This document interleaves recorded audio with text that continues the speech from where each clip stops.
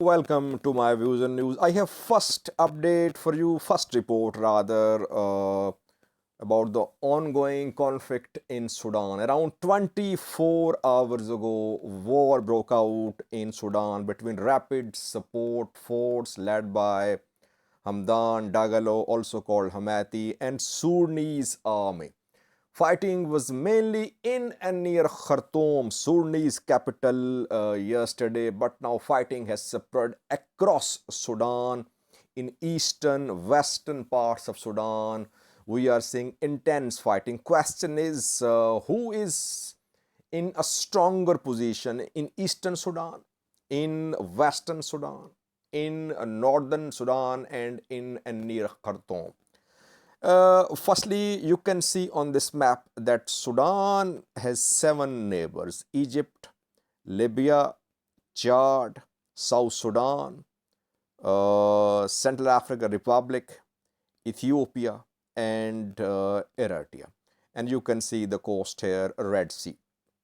Uh, when fighting erupted yesterday, around 24 hours ago, mainly Khartoum was the city, Khartoum where RSF tried to take control of strategic sites like Khartoum International Airport, Sudanese army's headquarters in Khartoum, etc. Fighting went on for hours. RSF fighters took control of Khartoum Airport. They were seen there, and they tried to encircle Sudanese army's general command headquarters in Khartoum, and they managed to take control of a base here, Merowe base, which is in a northern state of Sudan, to the north of capital. And from here, from this base, they captured Egyptian soldiers. Some Egyptian planes also were seen. But we know that Rapid Support Forces Hamdati has sent a message to Egypt that those captured are brothers, and they'll be handed over to Egyptian government as situation improve. So fighting was mainly to the north of Khartoum, inside Khartoum, and to the south of Khartoum as well. To the south of Khartoum, Jabal Olia was taken by RSF fighters in Jabal Olia. You can see Jabal Olia here, not far from Khartoum city, around 40 kilometers away from Khartoum. There is Jabal Olia. There's an airport here. This airport came under the control of RSF yesterday. We saw videos from Jabal Olia, from Merowe. But then fighting started spreading. Now, while we know that Sudanese Air Force is conducting airstrikes in Khartoum, in Omdurman, fighting has spread. Sudanese army is using its force, mainly its air force, mainly in and near Khartoum. But in other parts of Sudan, we are seeing clashes between soldiers of Sudanese army and RSF fighters. In eastern Sudan, we are seeing that RSF fighters have suffered serious setbacks. Eastern Sudan shares a border with Eritrea and Ethiopia. There is Gaddaraf, Kassala, then there is Al Damazin. All are in eastern Sudan, and here RSF have suffered setbacks. Al Damazin in Blue Nile state, Al Gaddarif state, Kassala, and here you can see Port Sudan as well. This is Port Sudan, which is in Red Sea state. We can call these zones Eastern Sudan.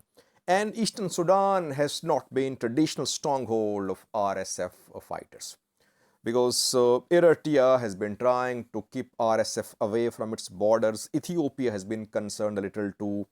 And Eastern Sudan, Eritrea has its influence in Eastern Sudan, where some tribes who have links with Eritrea live. They live across the border, on both sides of the border. Here we're seeing that videos, pictures are emerging that RSF's camps in Kassala, uh, in Kassala, Gaddarif, Al Damazin, and in Port Sudan have been captured by Sudanese military. It's not surprising because, as I said earlier, these areas have never been strongholds of rapid support force, though RSF has been trying to spread its influence, which was being resisted by some tribes here and neighboring countries too.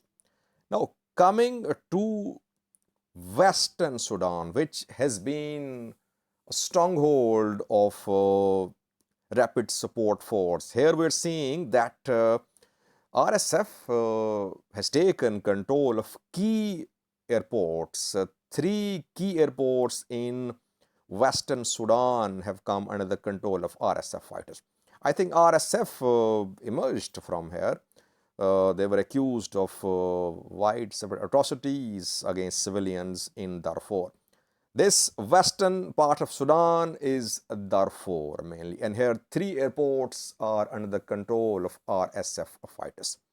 Al Fashir, which is in northern Darfur. Here, main airport is under RSF control, fighting ongoing, and around 2 dozen deaths are being confirmed here.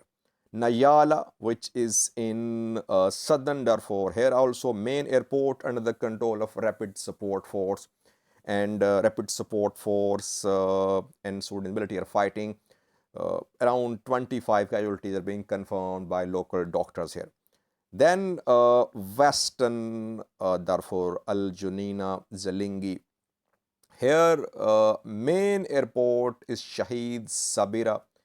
Shahid Sabir Airport in Western Darfur has come under the control of RSF. So you can see that in Western Sudan, which has border with Chad, RSF is in a stronger position, but we must not forget that in Western Sudan, there have been ethnic clashes in the past between Arab, non-Arab tribes. RSF was accused of supporting ethnic groups here. So if these clashes spread in Western Sudan, civilians could be in danger. Chad, neighboring country, concerned it has closed its border, though it's a long border. How will Chad close this entire border? It's not clear. Now, Central Sudan to the west of Khartoum, situation is volatile here. Al Ubaid and Kadugli. Al Ubaid is in northern Kordofan. Kadugli is in southern Kordofan. Here we are receiving conflicting reports from these two areas. We cannot say which party is in control of main sites in Kadugli and Al Ubaid, the northern and southern Kordofan. So we can sum up, viewers, that so far in Western Sudan, RSF is doing better in terms of having taken control of key sites. In Eastern Sudan, opposite is true. Here, Sudanese military has taken control of almost main camps, all main camps of of RSF. In Khartoum, main push of RSF's offensive is on Khartoum. But Khartoum is not entire Sudan. In Khartoum, situation is largely volatile. Since yesterday, we have been seeing clashes. Sudanese army trying to push RSF fighters out of strategic sites here. But still, RSF fighters have shared pictures, videos from Khartoum airport, from other places. Sudan's military has not shared anything so far. Meanwhile, no signs of dialogue. Hamati this morning again talked to some international news outlets. He said no talks with Al Burhan. He said Al Burhan is a criminal. He must surrender. He should be brought to justice. On the other hand, Sudanese military said that it will put RSF in its place. RSF is a danger to national security. where are Sudanese people in this conflict? Because fighting is between Sudanese army and RSF. And Sudanese people have been protesting against this army for years. We have seen continuous protests after October 2021 coup. The coup, both were part of the coup, Hamati and Al Burhan. And after that, people took to the streets. A civilian prime minister was put under house arrest by these two factions who are now fighting among themselves. So we can say that people are just seeing, they're just suffering. Basically, it is power struggle between Sudan security institutions. People are suffering, they're dying.